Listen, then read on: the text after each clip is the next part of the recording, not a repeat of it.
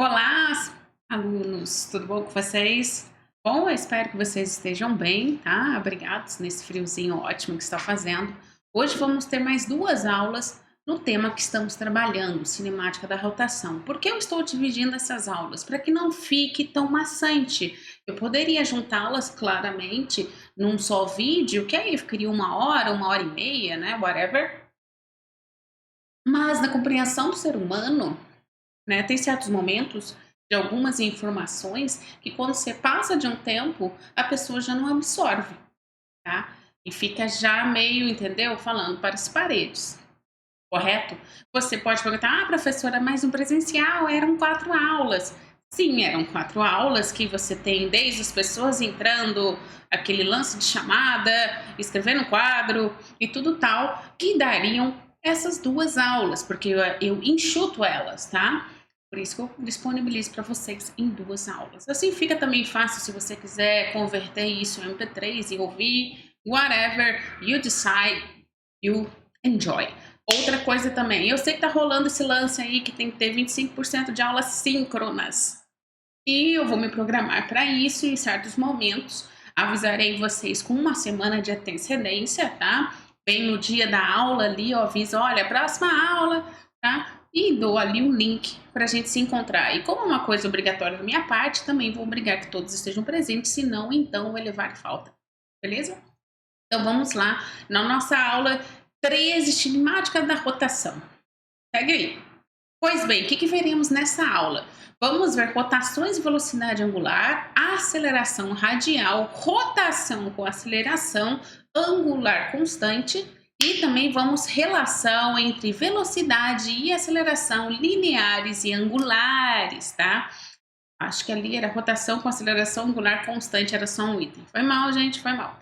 Mas olha só, por que de novo falar sobre isso, né? Na aula passada, né, foi uma enxurrada de informações que, meu Deus, e agora? Agora a gente vai fatiar, né? A gente pega o mamute, analisa ali, já entendi, já tô vendo aqui o mamute. Aí depois, na próxima lá, isso aqui é uma patinha, entendeu? A gente vai entrando mais a fundo, tá? Então segue aí, recapitulando o que nós vimos nas 2 aulas passadas. Segue aí.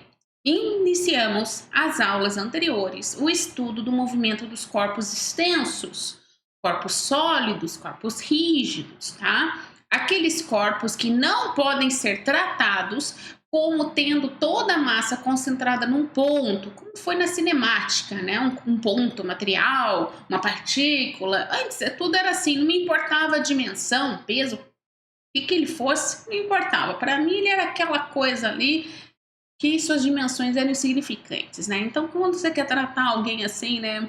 Ela não faz diferença para mim, é um ponto material.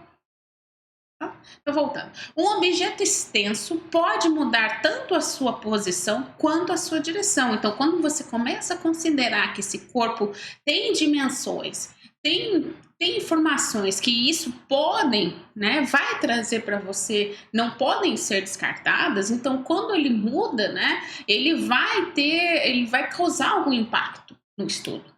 Correto?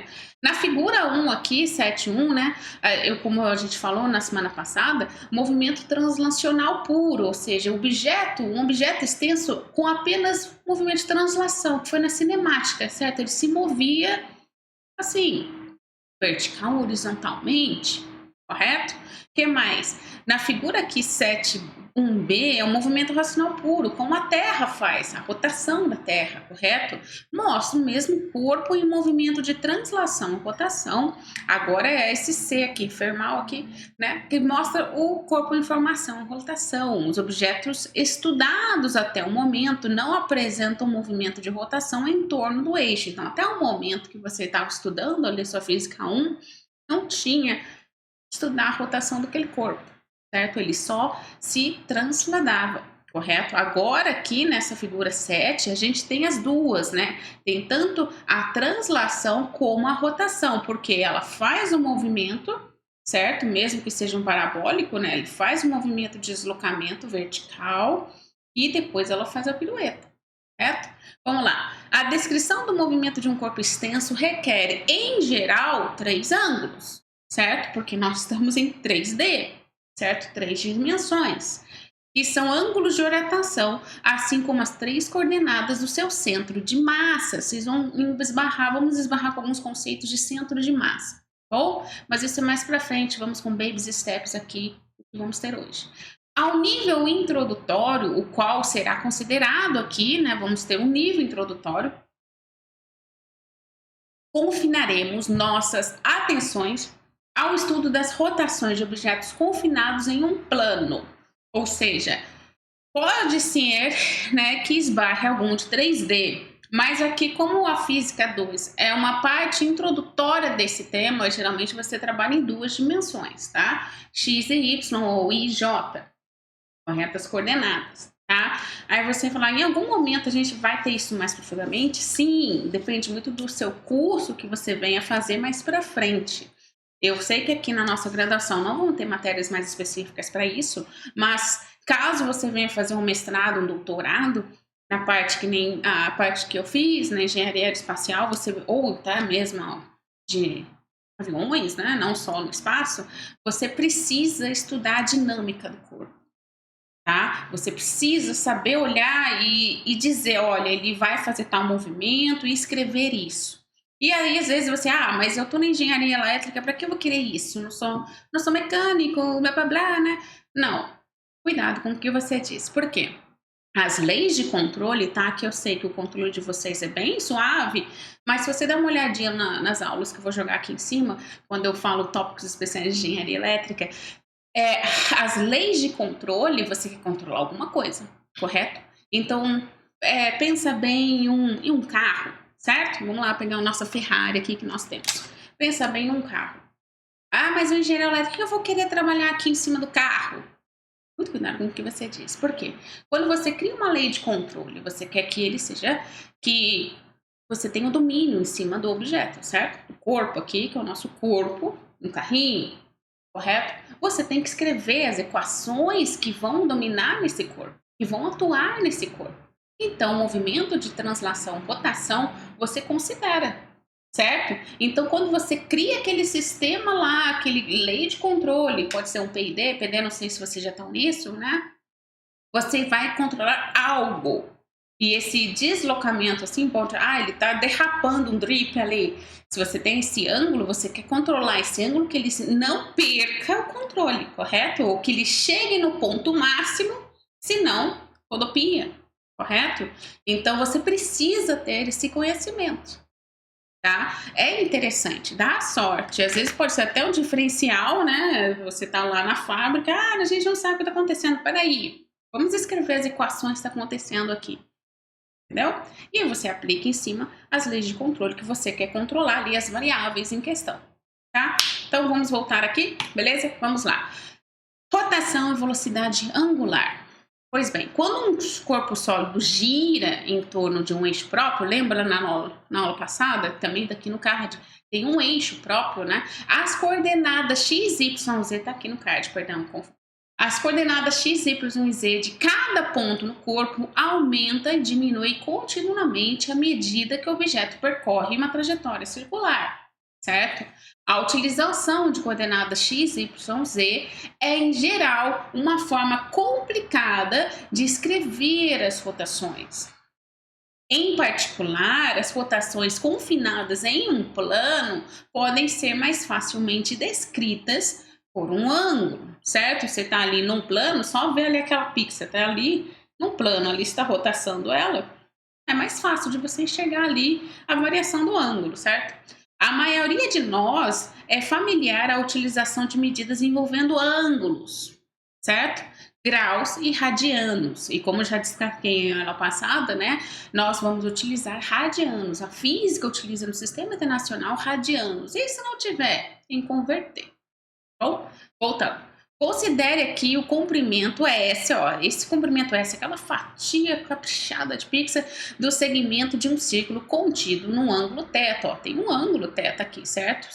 Se eu estou trabalhando num círculo, né, num círculo, eu vou ter nesse diâmetro um ângulo, correto? Para obter aquela área. Se o círculo tem um raio R, o comprimento de sua circunferência, lembra lá na tiazinha lá dos primeira série, ou não, né, primeiro ano, whatever. que tem ali aquelas trigonometria, né? Aquelas relações, tá aqui de novo, olha só. Essa comprimento S, ele é me dado pela relação igual a 2π. Por que 2π? 2π é o ângulo, né? 2π vezes R. Por que 2π? Eu estou considerando, né? Lembra, um círculo tem 2π, certo?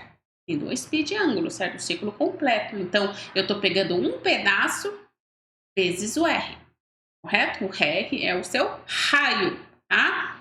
Continuando, a fração S contida em θ é igual à fração de uma revolução completa 360, ou seja, eu estou pegando um pedaço ali, por isso 2π, se você converte isso para graus, é 360, estou pegando um pedaço de todo 360, certo?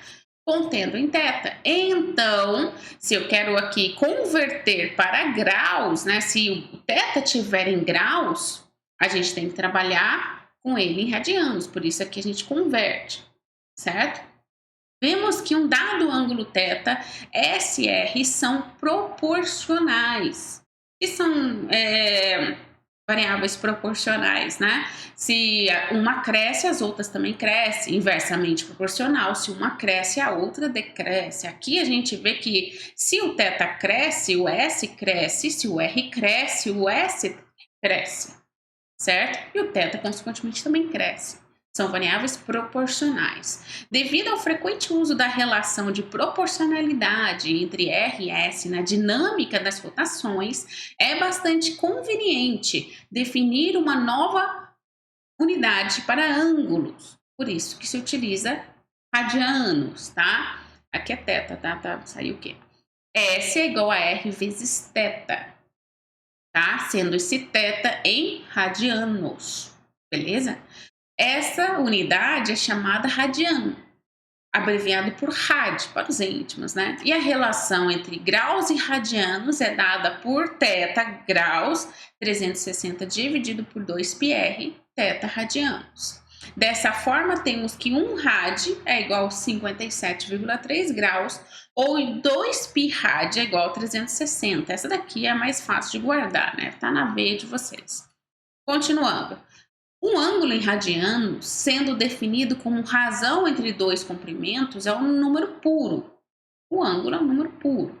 Na figura aqui B, a linha de referência OP, a linha de referência OP, certo? De um corpo em rotação faz um ângulo θ1, certo? Ele faz um ângulo θ1, correto? Ó, essa aqui, ó, nesse T1, θ1, certo? Com linha de referência fixa em OX, certo? No meio desse círculo, correto? Em um instante T1. Em um instante T1, o corpo está aqui, tendo esse ângulo, correto? No instante posterior, passou um tempinho, T2, o ângulo cresceu. Ele se deslocou, certo? Ele estava assim, é igual o relógio, né? E que isso? Ele cresceu para θ2. A velocidade angular W, tracinho do corpo, no intervalo T1 e T2 é definida como a razão do deslocamento angular, a variação de θ final menos inicial, o intervalo também de tempo. E assim a gente tem o valor da velocidade angular média, tá? E vocês estão ali vendo a característica dessa equação, lembra muito, mas é idêntica ao do deslocamento escalar, só que ali a gente trabalhava com espaço, certo? Não sendo um ângulo, tá? Ali o espaço era em metros, aqui o ângulo é em radianos, tá? A velocidade angular instantânea W é definida como o limite para a qual tende essa razão quando Δθ se aproxima de zero. Observação aqui. Como o corpo rígido, a velocidade angular é uma característica do corpo como um todo, e não somente de uma linha nele, tá? Situada. Se o ângulo θ, né, for medido em radianos, a unidade da velocidade angular é radiano por segundo, tá? Outras unidades que vocês também podem esbarrar, rotações por minuto, RPM, que é muito utilizada em fábricas, né, que tem ventoinhas, essas coisas, são de uso comum. Note que 1 RPM é igual a 2p rad por segundo, 2 rotações por rad por segundo, tá? RPM é rotações por minuto.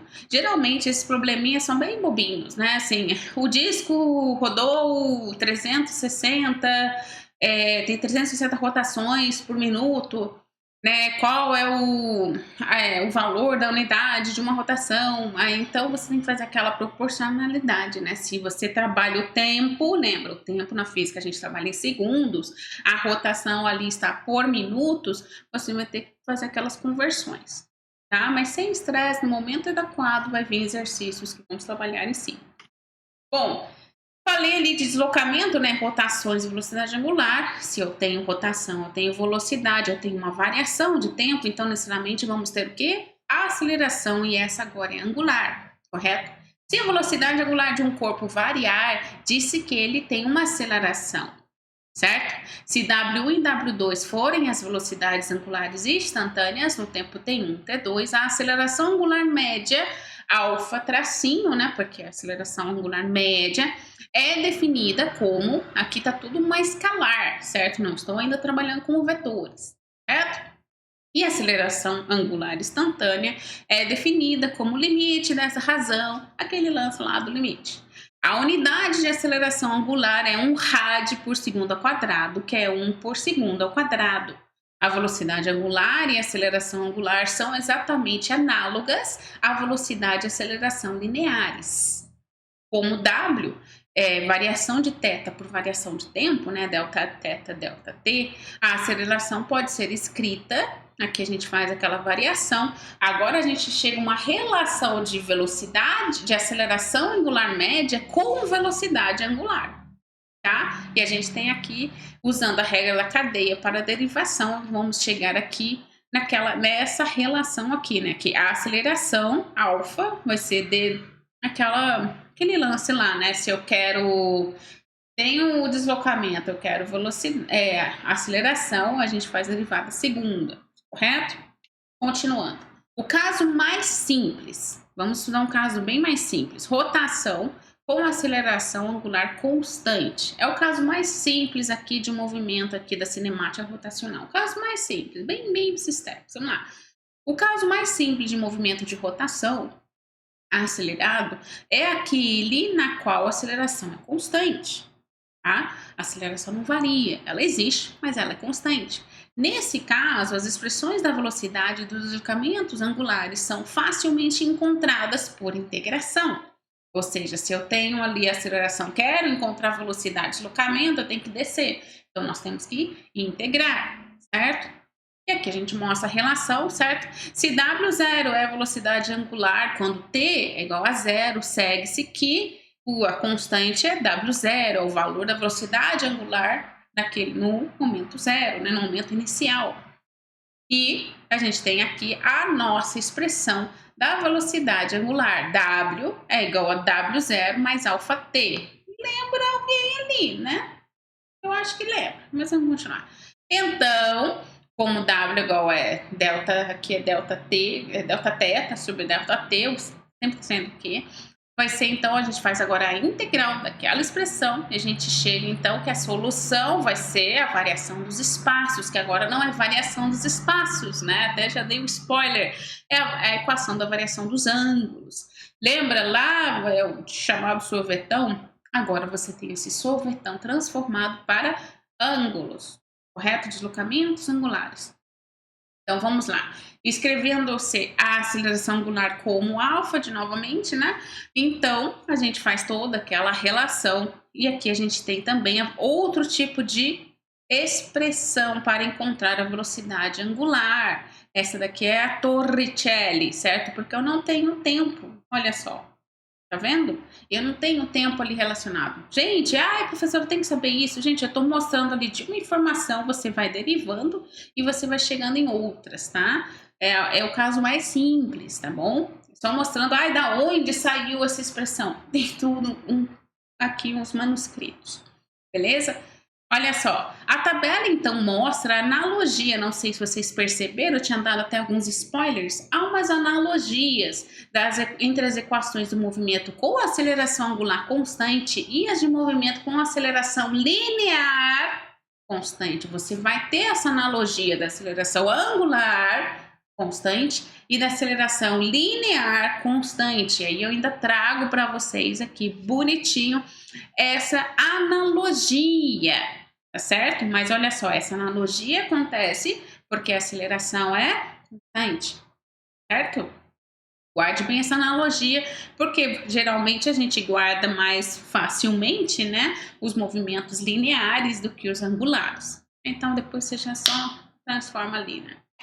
Bom, continuando ainda aqui, né, na rotação angular, trago ainda mais um resuminho, né? Olha só, no movimento de translação, que era o linear, né, a variável era o x, o deslocamento, certo? Ou s de space.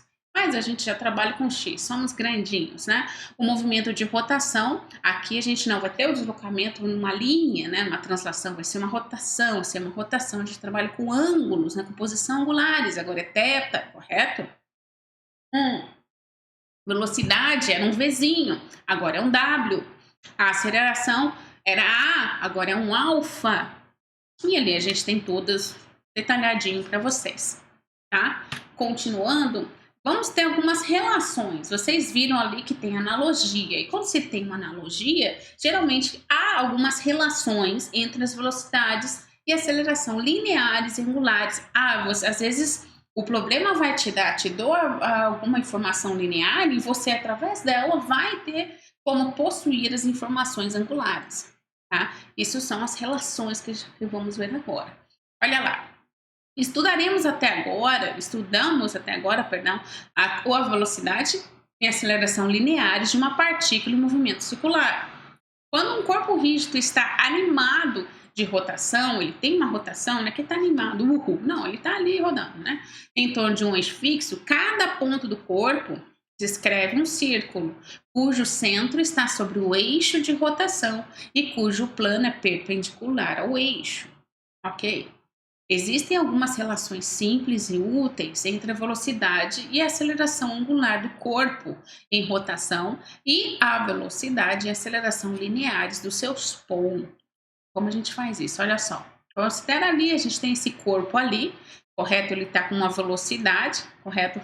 Uma velocidade rodando, certo? Até nos dar ali o sinal, né? E se ele está ali fazendo o deslocamento, ele vai ter ali o ângulo variando, correto?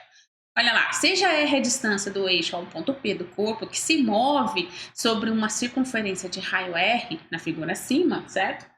Quando o raio faz um ângulo θ, não que, com o eixo de referência, a distância S percorrida pelo ponto P é aquele ponto como a gente fez lá nos primeiros slides, certo?